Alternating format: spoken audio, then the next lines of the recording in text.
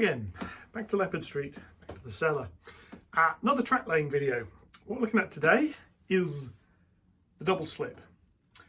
Now, a lot of this is common with the previous video covering the points, so I'm going to speed through certain bits of it. What we're going to do is look at what a double slip is, how to wire one, how to use one, the modifications I'm going to be making to this one, which are relatively minor, and then actually installing it. So, without further ado, let's get on with it. Okay, so here's a double slip. What is one? I mean, in very, very crude terms, a double slip is two sets of points back to back. Let me just scan back here a little bit. What you've got is the ability to say, I want to come from this route to either of those two, from this route to either of those two, from there to either of these, from there to either of these. It's basically a diamond crossing where you can also change route, and it saves space. As you can see, that these are two medium points. This is how long it will be. And what you've really done is gone smoosh like that. So you're sort of putting the tie bars in between, and if we come down here, yeah, it's about what we got. So I've moved the little bits of wire out of the way on here. So if I bring a coach down and start off over here, it would help if I could get it on the rails properly. Move that wire out of the way slightly. So here we go. We're going to come down. We're going to hit another piece of wire. Bit of wire, we hit that piece of wire there. So I'm going to come down, and it would have helped if I had the point set correctly. So we'll start again. So comes down here, goes over there, down here like that. Now, a thing to note, as I said, this end is basically this point shoved that way. This tie bar controls the direction over here. This is basically the rule. When you're wiring the frog over here, it's this tie bar that controls it. And this frog is controlled by this tie bar. Fairly straightforward. This is the PECO... I don't know what number it is. Let's have a little look. What number is this one? That's the point. Let me just find the package for it. I'll tell you which one this is.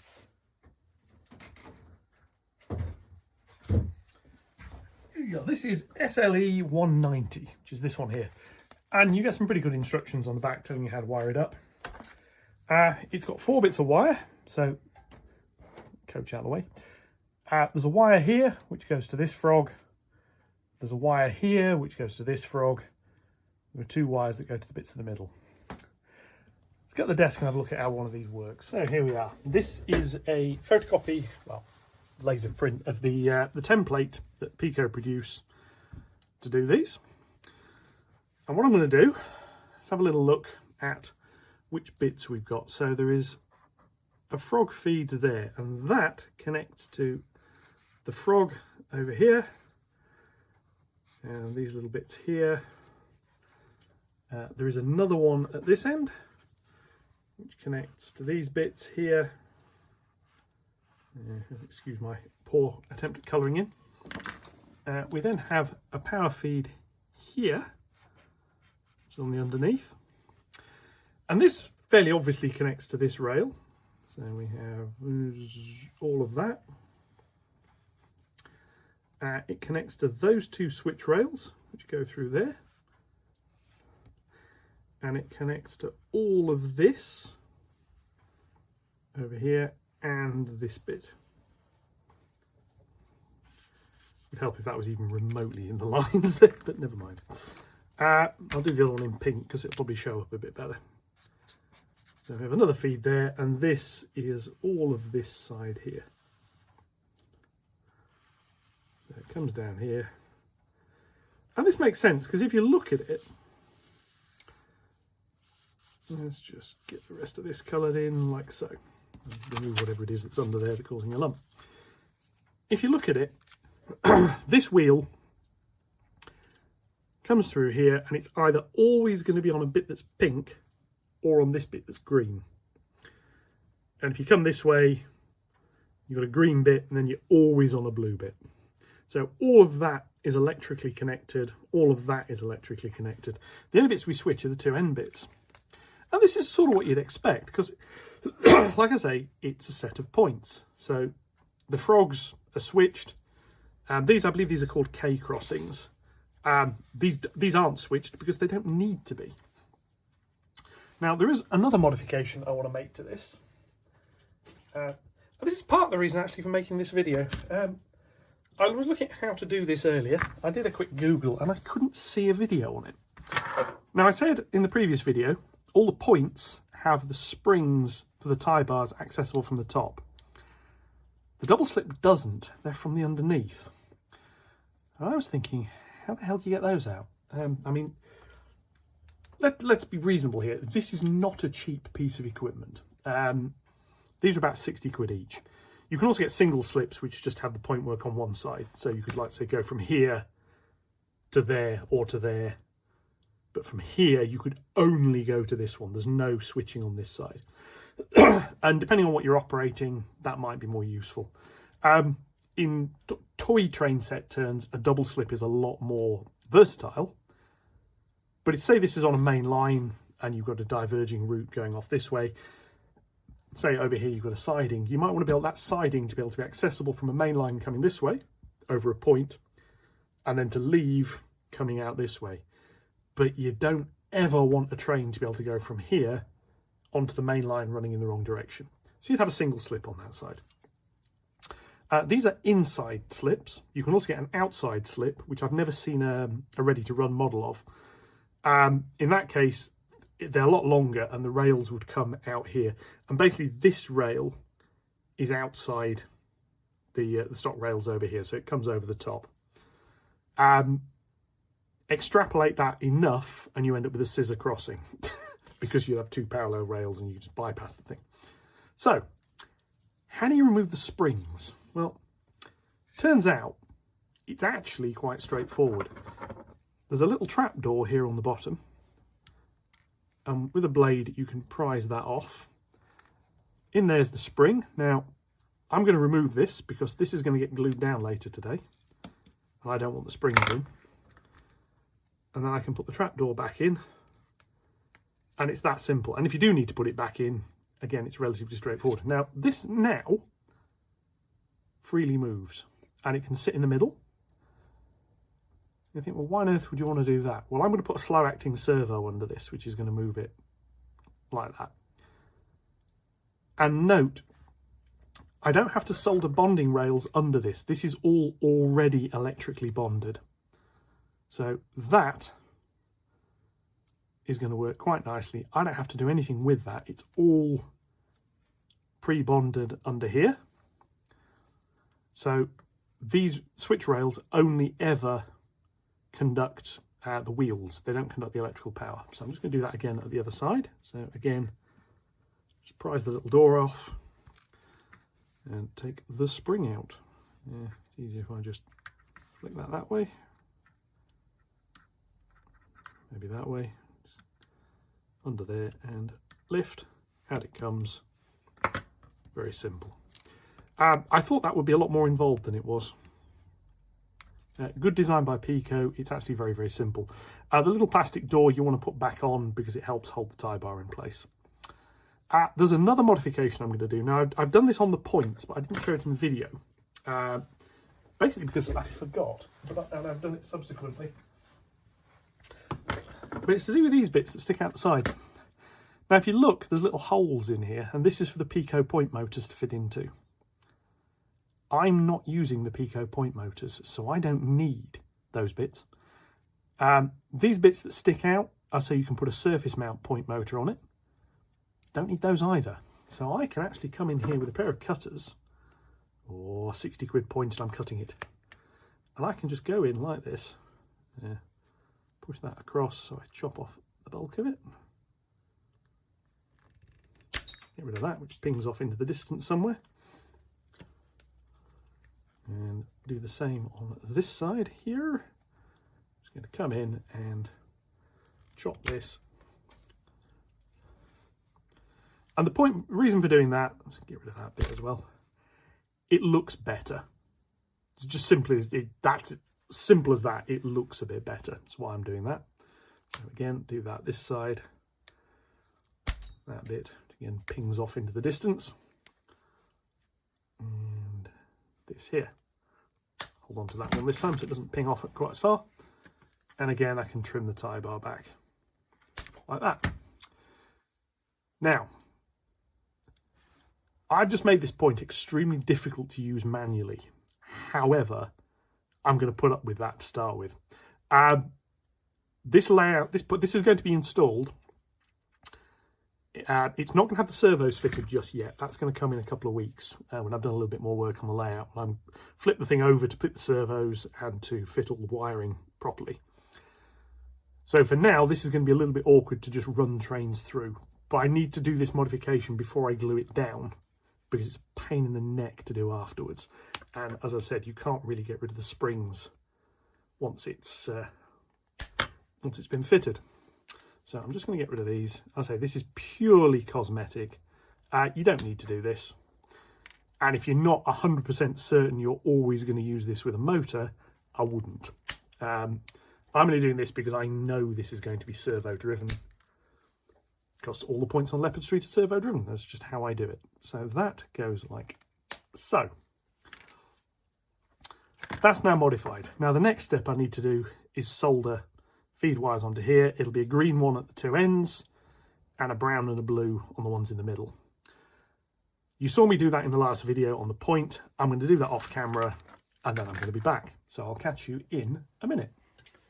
Okay, after much faffing and the occasional bit of swearing, this is now ready to go in. So what I need to do is slowly feed this. I've pre-drilled all the holes because, again, you don't really see me do that every single time.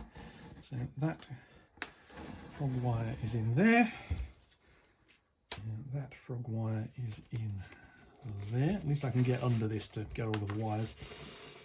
The brown feed, which is the inner rail, is there. I'll find out in a minute just how well I've drilled these holes. So that comes through.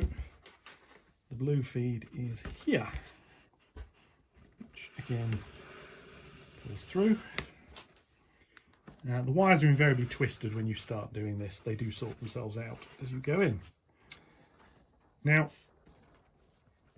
I didn't glue the point down when I did the point for here. Basically because if it was stuck down, fitting this would become nigh on impossible. It's not particularly easy as it is, because I'm going to get all four of these wires to go through the holes at the same time, which is a little bit awkward. So what I'm going to do first off is make sure they do actually all fit through their respective holes, and that the thing can sit flat with the wires in situ. And what that's telling me is no, it can't. So what I'm going to do is a 3mm holes. I'm going to increase the size of those to probably 5. I'll be back in a sec. Okay, back with bigger holes. So normally I like the holes to be fairly snug on the wires. Reason being fairly simple. If the hole is fairly snug on the wire, it doesn't allow too much glue and so on and so forth to squeeze through it, and it supports the wire as well. The hole a little bit bigger makes fitting some of these soldered on joins a bit easier. Obviously normally with a point, yes, there's a solder join, but it's directly to the bottom of the rail, so I don't really have the same problems. Here I've got these sections with the heatsink sleeving, which has to go in as well. And obviously these joints have a bit of a blob of solder on them. Yeah, so let's just see if I can get this to sit in. So, that one doesn't want to, but I can gently. They will catch slightly on the bits of wood that are under. Right, so I'll just sit that down.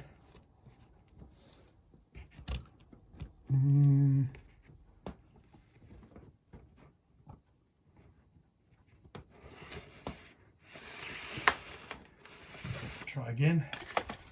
This one I've marked out slightly in the wrong place, so I'm going to re-drill there. I shall speed this bit up.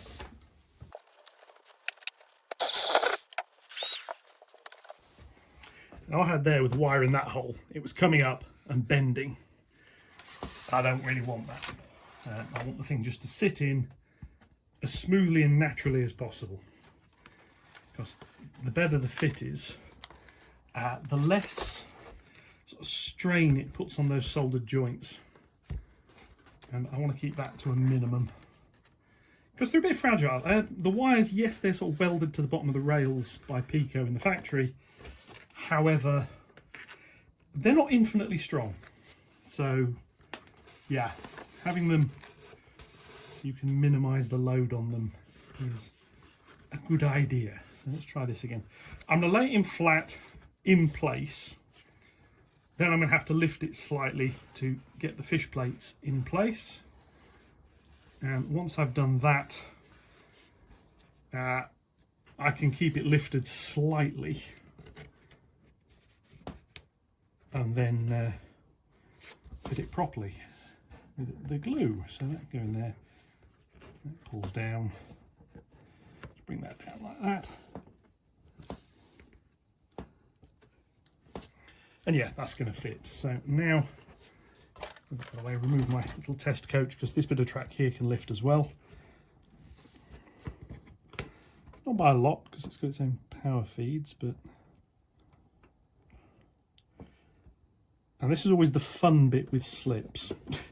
Trying to fit this many fish plates at the same time.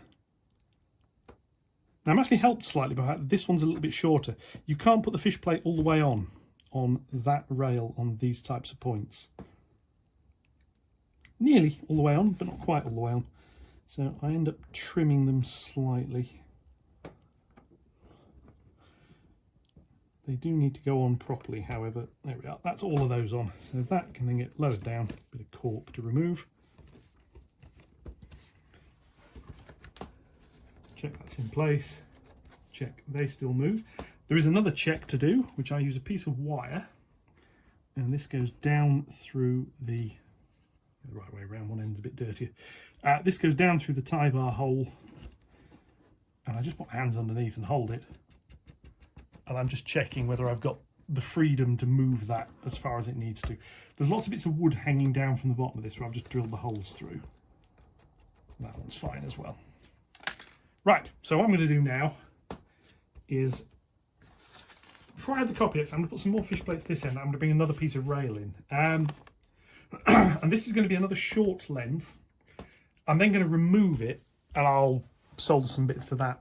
There is a reason this slightly strange action. You can see it on this point here. I've done the same here. This has got a length there. And this is to do with the block detection system. So say this had metal wheels, which it hasn't. If I just put the fish plates at the end, rumbles over here and goes, oh look, it's cleared the point. Yeah, it hasn't cleared the point. Now, the DTC sensors I use have about a second or so delay, so you'd be coming in like this, low speed because we're coming into a platform, ding, clear, ding. It's still fouling that crossover. So what I've done is I've stuck a little piece here. This will electrically be the same section, although I've got to use the insulated joiner because if these two rails are at the same polarity, and the train's sat there, it'll be invisible. So I need this to have current flow. But now the train gets to here before it says I'm clear. So there we go. And there it is clear. Another train could run down that route. So that's what I'm going to do. Back up, slide that away.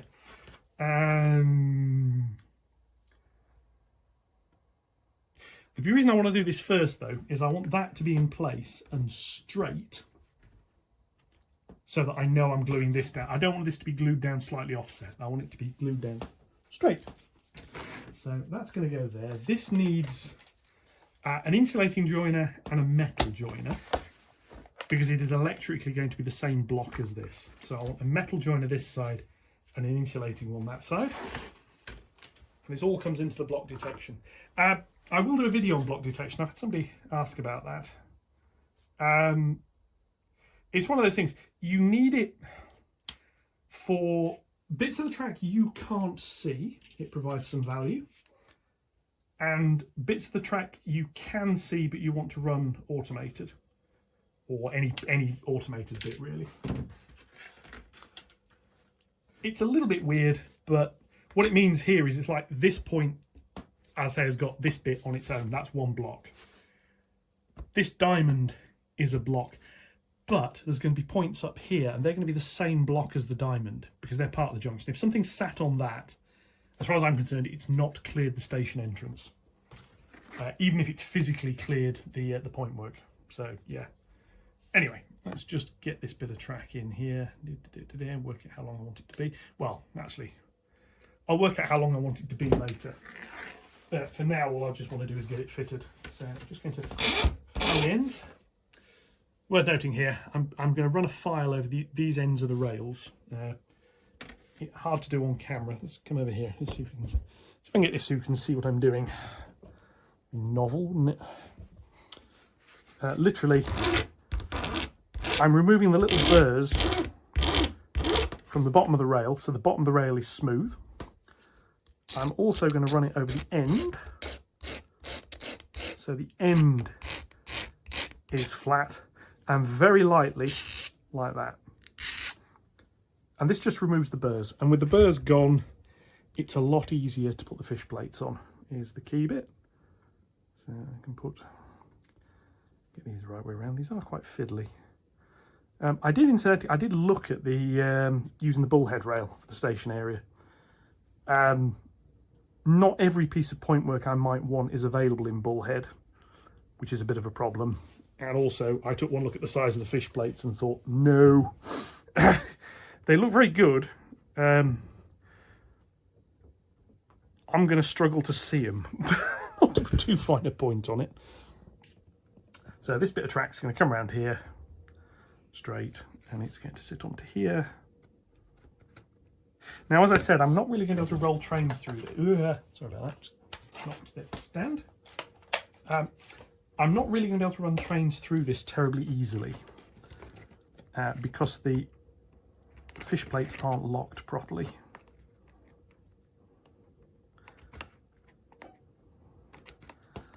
Get this on here.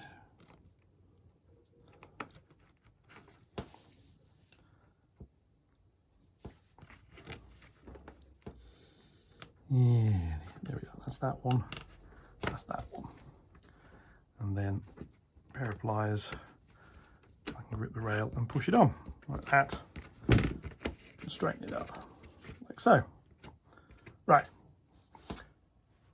Now I've got that, I can move this back over here like that. And then the point and the slip now both need a bit of Copydex going onto them. So angle you up a little bit more, you'll be able to see that. This bit of track here can get glued at the same time, as can this bit. These lengths down this end here won't be.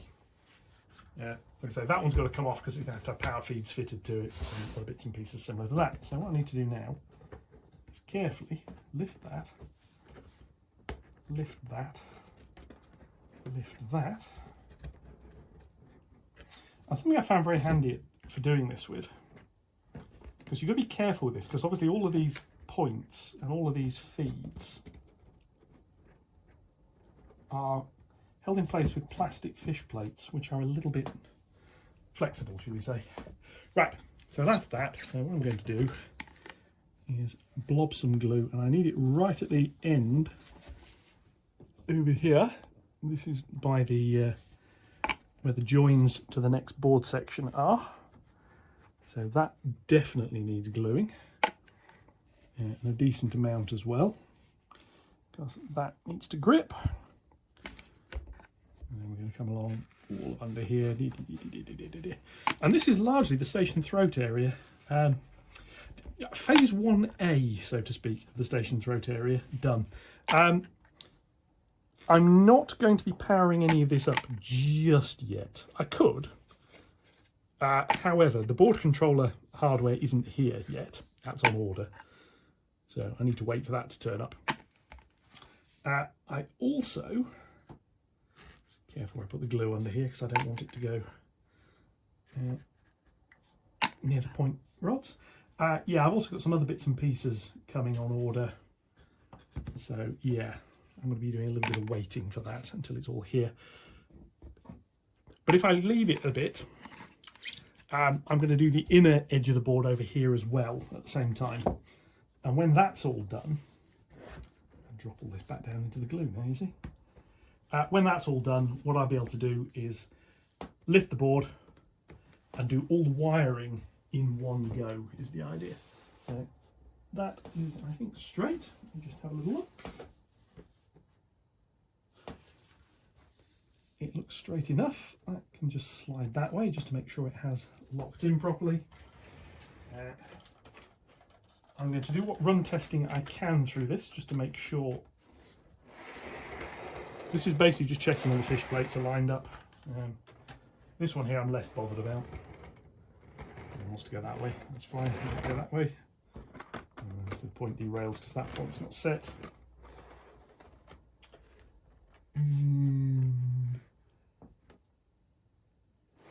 So yeah, that's rolling that way nicely. I pull those over there. Yes. So that comes over there. And you can roll in and out. Right, that's done. What I need to do now is put some weights on these and let them dry. Okay, that's in. The glue's had a bit of time to dry. It's not fully cured yet.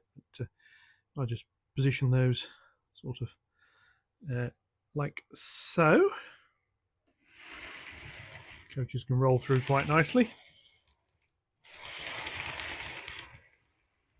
And I position them like so. Things can finally shunt from one line onto the other. Yeah, that's quite an improvement. So that's a double slip, which is going to, once I get the servos and so on and so forth, is going to make the operations here quite useful. Just before we finish, one final thing, if I just spin around a little bit. That's the length of the platform roads. The one with the B12 on it has got its track. It hasn't got droppers, it's not connected down, but it has been cut to length and it's got fish plates on it. The platforms are going to start a little bit further forward. Basically where that coach is. This one here, this is probably about where the platforms will start. There is length on this road for 5 of these and a loco easily. And that road we're a little bit different. So that's that. So that's been a little adventure with a double slip. I'm quite pleased with that. It's gone in quite nicely. I think it looks pretty good, and it's going to give me the flexibility to go from the arrival line to the departure line. It's all set up and wired up, obviously. Quite a bit more going. New microphone. Comments more than welcome on how that works. Yes, sound quality's been a bit ropey recently. I've done something about it. Anyway, that's it for this one. So next job is going to be platform roads. I'm going to probably do this off camera because, to be honest, there's not a lot to see with it. They're going to get cut. They're going to get the fish plates added. They'll get the droppers added, holes drilled. They're not going to be glued down, though. There's going to be some bits that go under the track. I'm going to be getting some KD uncoupling magnets. I need to experiment with those before I install them. And as I've said before, I've got some position sensors I need to put down there, which I need to do a bit of play with. So there'll be videos on that coming up. But the track's going in roughly in place. Next week, I'll be doing another track order. So I can put the second slip here, a point here, do the little head shunt stub, do the parcels road, which also goes off down there, and start working towards the turntables. That's going to be phase one of the station track work done. Once all the track there is down, it's all going to get soldered, it's all going to get cut. I'm going to work out exactly what I'm doing with all these sensors and the uncoupling magnets. It's going to get wired up. So sometime over the next couple of weeks, this station will be running, and I'll be driving trains into it. And hopefully, at some point in the not too distant future, we'll have a video of a train coming from the storage area, do a circulation of the layout, come all the way up, come into here. It'll be shunted onto the other line with a loco that lives up here. It'll depart, it'll do a round, it'll go back in. That's what the layout's set up to do eventually. Give me a couple of weeks. Anyway, that's been it for this video. Enjoy the rest of your week. As usual, likes, comments, shares, etc. are more than welcome. I do read all the comments. I try and respond to most of them where I can add something of any value. And until then, I'll catch you around. Thank you very much, and goodbye.